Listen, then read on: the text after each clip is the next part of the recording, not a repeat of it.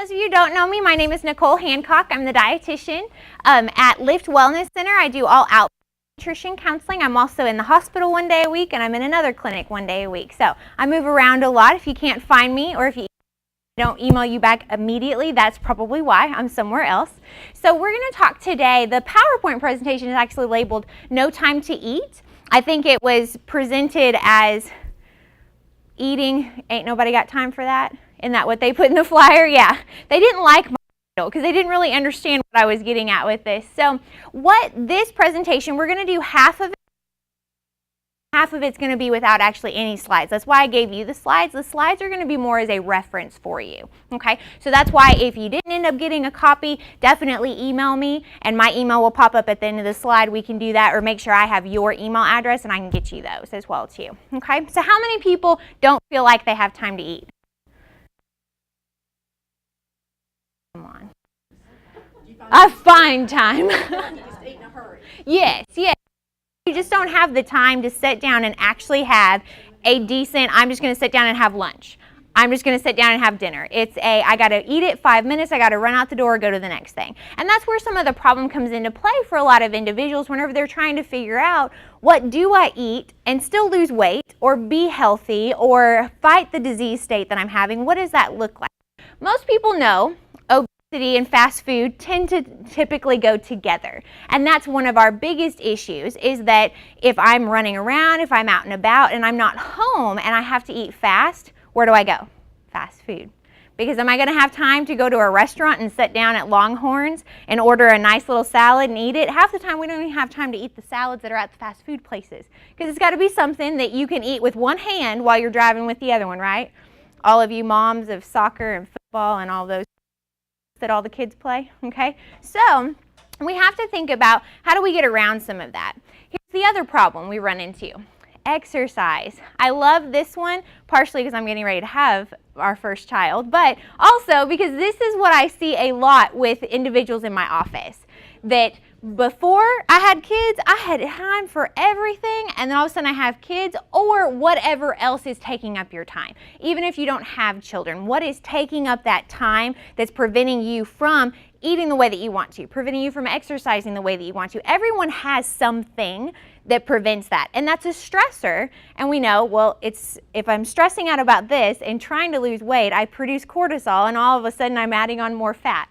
And it's just this never-ending, nonstop cycle. So how do we start stopping some of that? One of the ways is teaching you, how can I eat a little healthier if I have to choose fast food? And that's part of what these slides are all, or mostly what these slides are all about, is how do we do that? So what we did is we took fast food restaurants, and the definition we utilized, can you guys see this? Mind your way.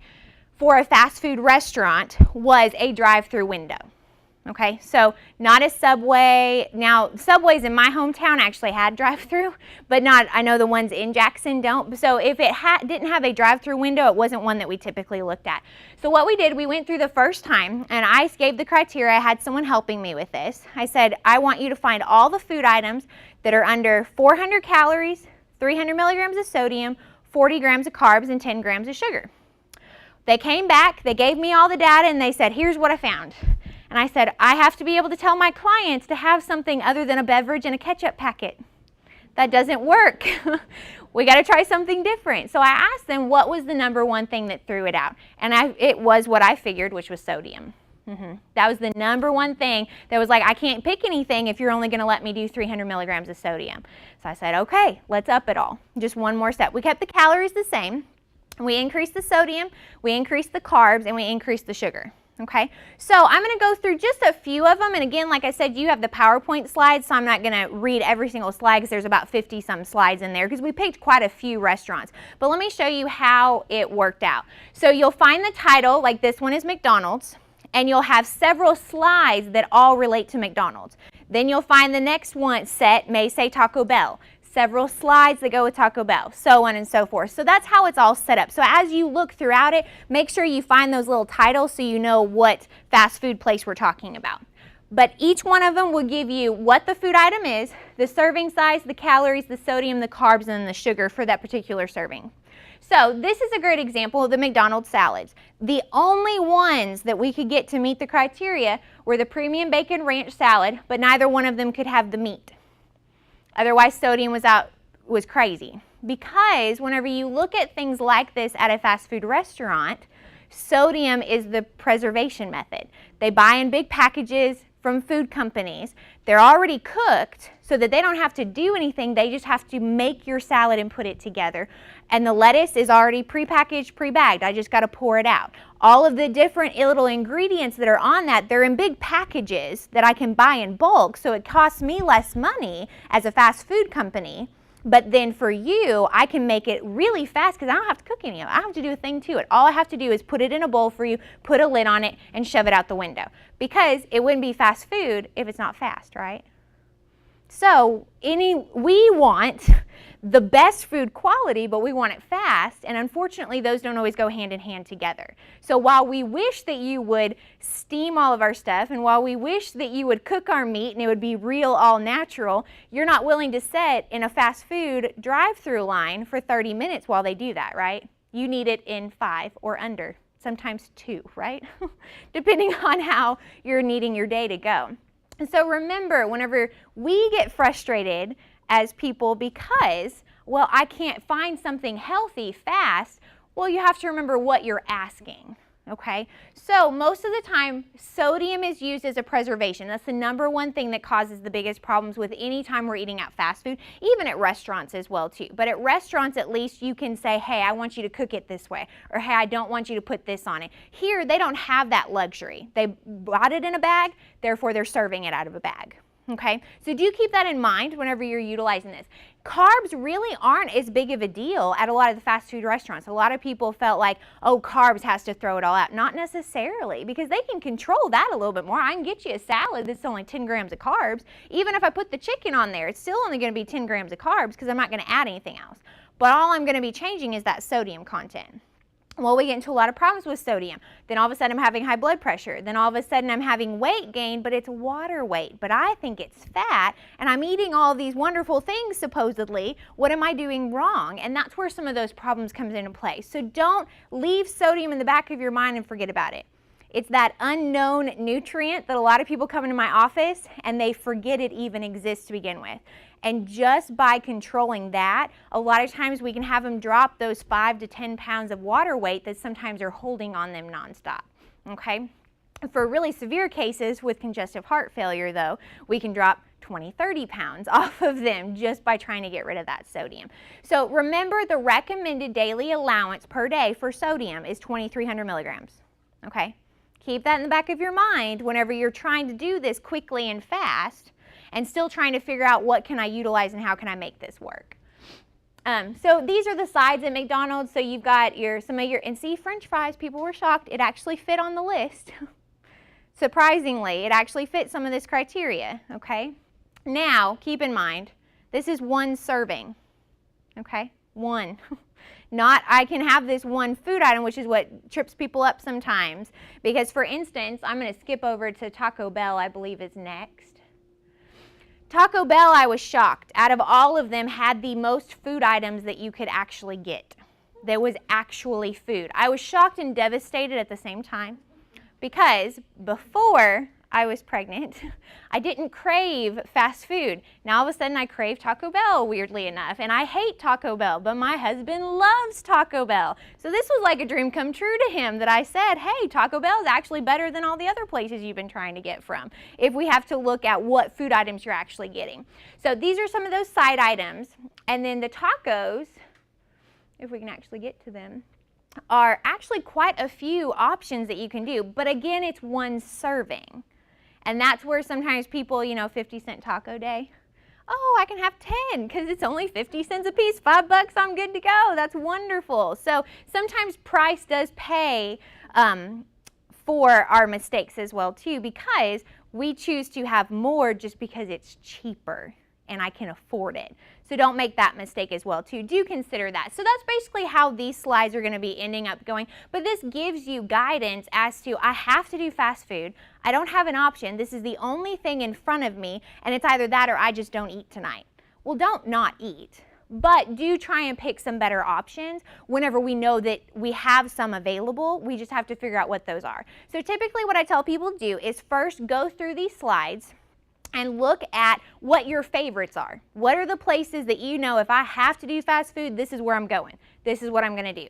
Then what are your other options that you can do there? It might be what you're already doing, which would be awesome. You don't have to change anything. Or it might be something completely different that you would have thought, oh, I would have thought that would have been worse than this item that I was getting over here. And we find out in actuality that it's not. Now, as they change, fast food restaurants and restaurants are actually required by law to have all of this information available for you. All I did is I went to each and every one of their websites and I printed off their menu and their nutrition facts. They're all available, you just have to go find it. They're about, sometimes, some of them were 20 pages long because they have a lot of food items, but they have to be able to provide you with all of the nutritional breakdown of every single food item, including down to their packets of mustard and ketchup and barbecue sauce and special sauces that they have. That is required by law. So do keep that in mind as well too.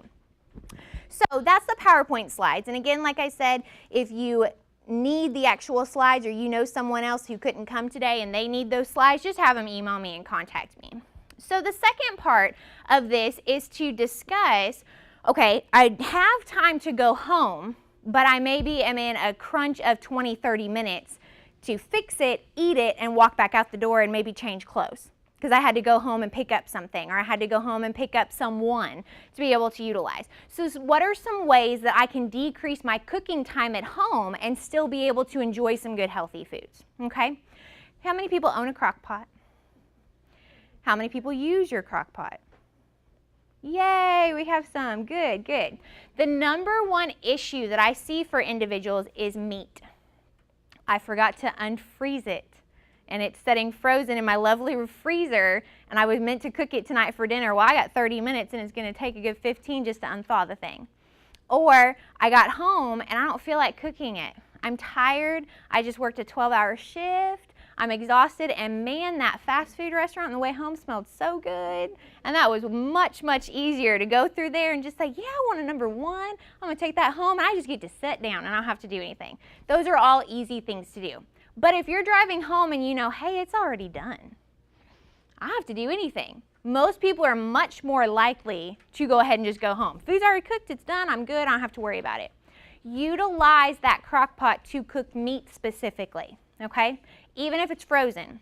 My favorite thing to do is put frozen meat in a crock pot. First thing in the morning, I get home, it's cooked. Leave it on low all day. You don't have to add extra liquid to it. The liquid's already created with the fact that it was frozen to begin with, so that water drips off, and then being meat is going to have some of the fat and the juices anyways that are going to drip off as well too. That creates your liquid so that we don't dry it out. Now, if you forget about it and you leave it 16 hours, yeah, it's going to start to dry out after a little while, okay? However, definitely do leave it completely frozen. Put it on low all day long. You can also do this overnight. I had one individual on Tuesday night, we did this class, who she said, I can't do it because then I'm starving because I wake up in the middle of the night and I smell the good food. So it doesn't work for her to do it overnight. So if it doesn't work for you to do overnight, make sure you do utilize that daytime. You do not have to season it, but that's a great way for you to already have the meat cooked. All I have to do is put it in a casserole and pop it in the oven for 15 minutes. Or, because all of it's cooked, I'm just really warming it all up together. Or I want taco meat, but I know I need to brown 2 or 3 pounds of hamburger to get us through the whole week. Well, I don't want to season all of it with taco meat. That's fine. How do you season taco meat? You wait till after it's cooked, and then you put water in, and then you put the seasoning in the pan, and then you let it simmer. So the cooking is the hardest portion of it to make sure that it's actually fully done. That's what takes the time and takes so much effort and energy and makes us think, well, can I just go and buy something instead? Okay? That is one aspect, to really focus on that meat and really make sure, can I cook it ahead of time, especially on the weekends. A lot of times if I'm cooking one meal at home, I will have a meat going in a crock pot right beside me. It's not because I couldn't cook it, but because I'm already cooking one meal, but at least that meat's done for the week and I don't have to worry about it. So that's another great way to utilize that, and it didn't take you any extra time. All the time you're spending on this other meal, you got a second one already cooking for you and you're almost done. Okay, so do keep that in mind and utilize that more often than not. Now, if you hate cleaning your crock pot, they do make little baggies that you just pull out, you throw it in the trash, put the crock pot back in the little cabinet, and you're good to go, you're done, okay? So do keep that in mind. There are ways to make it a little bit faster and utilize that, okay? So we have our meat now. That's our typically biggest problem. Now we've got to look at a side item, vegetables. How many people use steamable bags of vegetables? Some have used it, not everyone, okay? They're fantastic because you can get them plain. Some of them do have sauces on them. I don't recommend the sauces. That's where you get into a lot of extra sodium, a lot of extra fat. However, if you get them plain, number one, if you get tired like me of the steam, and okay, it tastes the same, all the vegetables are steamed, yes, but I want a different flavor. I want it to be something different. You can put the frozen bag in the skillet and you can saute it frozen. Completely different flavor, tastes different. It's a new way, it's the exact same bag, and you didn't have to cut it up.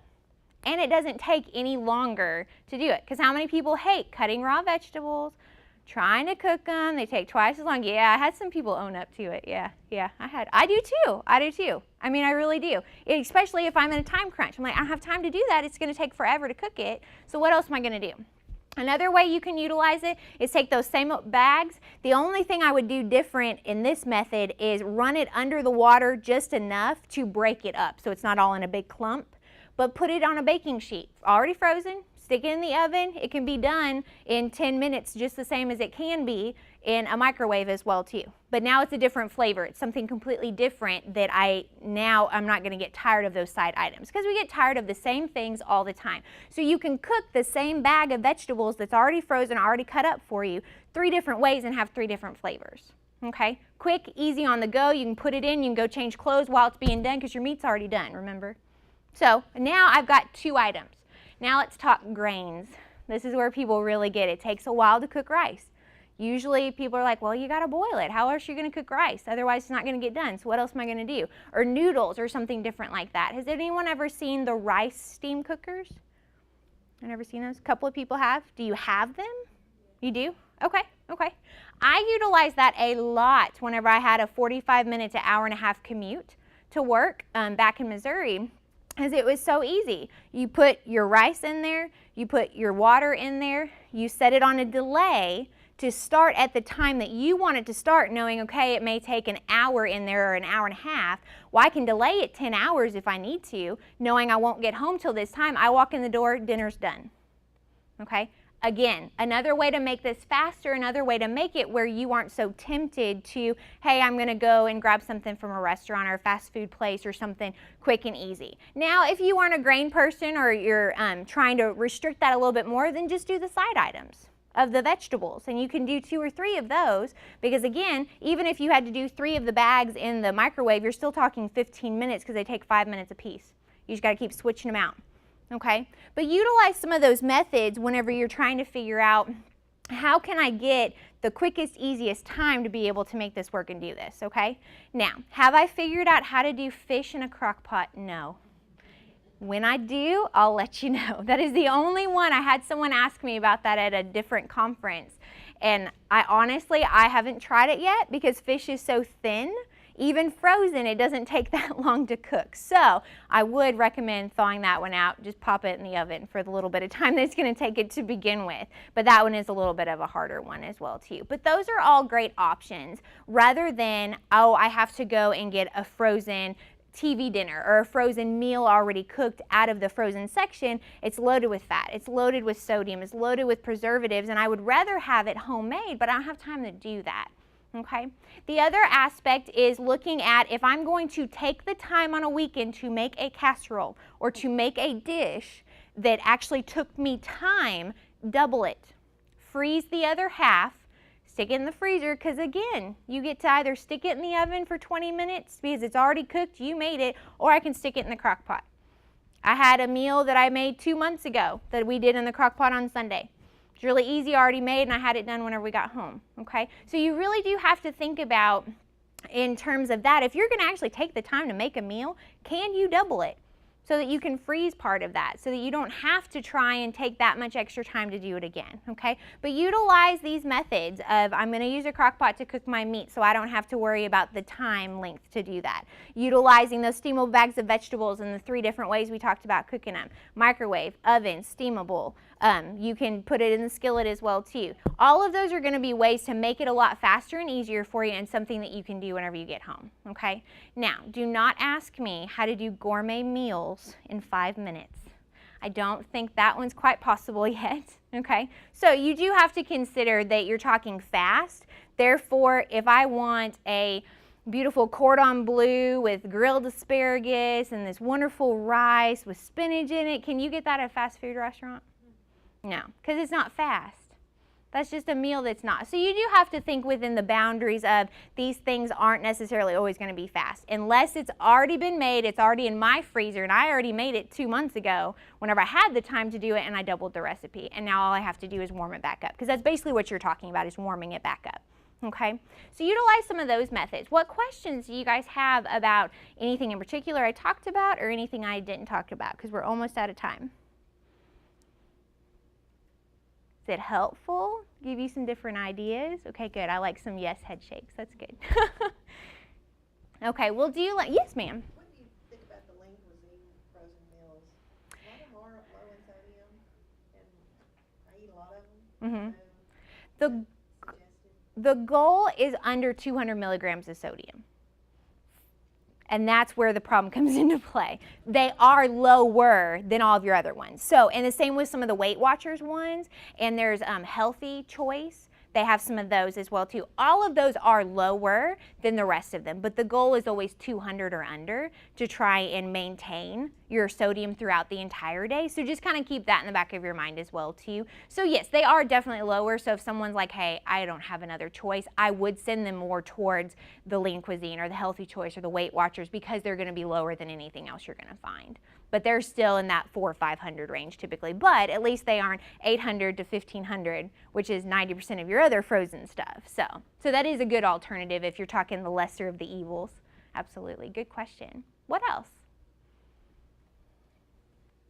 Anything else? Okay. Did everyone sign the sign-in sheet? We get that done? Good. And if you know someone who wants a presentation, I've already had some people email me knowing that they couldn't come today to request it.